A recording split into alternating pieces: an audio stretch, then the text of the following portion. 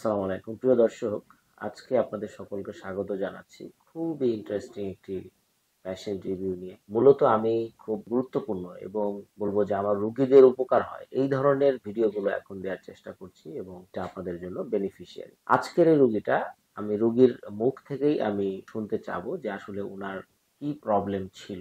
আমার নাম মোহাম্মদ শাহাবুদ্দিন স্যার। শাহাবুদ্দিন, আপনার কি সমস্যা ছিল? বুকে আমার ব্যথা? সমস্যা ছিল স্যার এখানে শুধু বুকের এই জায়গা হ্যাঁ। এই 2017 থেকে আমার এই যে ব্যথা এই ব্যথা আমি সিটাগের মধ্যে অনেক ডাক্তার দেখাইছি। প্রচন্ড ব্যথা হয়েছে সব সময়? সব সময় আমরা এই ব্যথাটা মানে লাগাতার থাকতো, ওইটা যতক্ষণ পর্যন্ত ঘুম যেতাম না এতক্ষণ পর্যন্ত আমার ব্যথাটা চলতে ঘুম নষ্ট থাকতো। হয়ে যেত?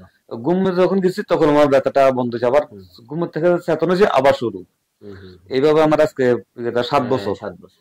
আমি দুবাইতে অনেক টাকা খরচ করছি, বিগত আমার বাংলা 7 লাখ টাকার উপরে গেছে ওইখানে। সমস্যা ধরা পড়ে না? কোনো জায়গা কোনো সিটি স্ক্যান, ইসিজি কোনো সমস্যা ধরা পড়ে না? ইসিজি টিটি ইকু এনজিওগ্রাম দ্বারা সবকিছু করছি, কোনো কোনো সমস্যা কোনো ডাক্তার পাচ্ছে আছে না। সেটার মধ্যে আমি 7টা ডাক্তার দেখাইছি, ওইখানের মধ্যে অনেক ডাক্তার দেখাইছি, কোনো ডাক্তার বলতে পারতেছে না এই সমস্যাটা কোন জায়গাতে আসতে পারতেছে। আচ্ছা, এখন আমরা যে ইনজেকশনটা দিলাম কেমন এখন এখন অনুভূতিটা কি? এখন ইনশাআল্লাহ স্ট্যান্ড কেমন লাগে এখন ইনশাআল্লাহ আমার অনেক পুরো এখন আমি ক্লিয়ার ব্যথা সুস্থ। বুঝতেছেন না?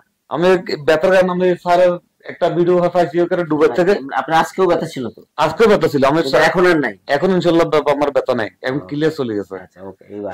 এবার আমরা একটু আপনাদেরকে সামারি করি প্রিয় দর্শক। আসলে এই কথাগুলো আমি আমার ভিডিওতে বলেছি যে বুকে ব্যথা শুধুমাত্র হার্টের কারণেই কিন্তু না, অন্য কারণেও হতে পারে। এই রুগীটাকে মূলত তার বুকের একেবারে হার্টের উপরেই কিন্তু ব্যথা। এই প্রবলেমগুলো নিয়ে উনি যেটা দেখালো আপনাদের বাম দিকের ব্যথা, এবং হার্টের উপরেই কিন্তু উনি ব্যথা দেখিয়েছে। তো ব্যথাটা কন্টিনিউ ছিল এবং ওনাকে অনেক কষ্ট পেয়েছে। উনি আমার সাথে অনলাইনে মনে হয় ওষুধ খেয়েছেন। অনলাইনে ওষুধ খেয়ে কতটুকু উন্নতি? ইনশাআল্লাহ অনলাইনে খেয়ে আমি আগে অনেকটা সুস্থ হয়ে যাবে। দীর্ঘদিন খেতে? হ্যাঁ, আমি 2 বছর ওষুধ চালাই গেছি। তো এখন আমরা যেটা বলবো, কিন্তু স্যার 2 বছর ওষুধ আমি 1 লাখ চালা যায়নি, মাঝে মাঝে গ্যাপ দিচ্ছি। মাঝে মাঝে গ্যাপ দিছি কি জন্য, একটু সুস্থ হলে গ্যাপ দিছি, আবার খারাপ লাগলে আবার আবার একটু খাইছি। এবার আমি যেটা আপনাদেরকে বলবো সেটা হচ্ছে যে এইটা অ্যাকচুয়ালি অনেকেই বলবেন, এবং আমি বলবো যে বাংলাদেশের অধিকাংশ চিকিৎসক এটাকে বলবেন যে আসলে একটা ফাংশনাল পেইন, খুব বেশি প্রবলেম না, এটা সাইকোলজিক্যাল পেইন। আমি এটাকে সাইকোলজিক্যাল পেইন বলি। কেন বলি না, এটা হচ্ছে আজকের প্রুফ।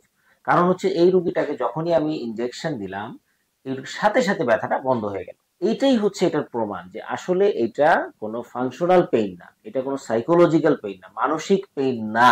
এটা হচ্ছে একটা ইন্টারকোস্টাল নিউরালজিয়া। এটা বিভিন্ন কারণে হতে পারে, কোন ইন্টারকোস্টাল নার্ভ গুলোর মাধ্যমে প্রেসার পড়ে এটা দীর্ঘদিন আস্তে আস্তে আস্তে প্রেসারটা তৈরি হয় এবং একটা সময় এটা কন্টিনিউ পেইন হয় এবং আপনাকে অনেক কষ্ট দেয়। এই কষ্টটা রোগী ছাড়া আর কেউ বলবে না, বুঝবে না। কারণ ডাক্তার তো দেখছে সব পরীক্ষা normal, even CT scan, MRI বা আদার্স ইকো বা ইসিজি যাই বলেন সবকিছু নর্মাল থাকে, কারণ এখানে হার্টের কোনো ইস্যু নাই। আর যেই নার্ভের ইস্যুটা থাকে সেটা আসলে এমআরআই বা সিটি স্ক্যানে কখনোই ধরা পড়া সম্ভব না। আমরা কি করেছি, আমরা ওনাকে সিম্পল একটা ইন্টারকোস্টাল নার্ভ ব্লক দিয়েছি এবং সাথে কিছু স্টেরয়েড জাতীয় ইনজেকশন, যেটা খুবই মিনিমাম আমরা ইন্টারকোস্টাল নার্ভে দিয়েছি।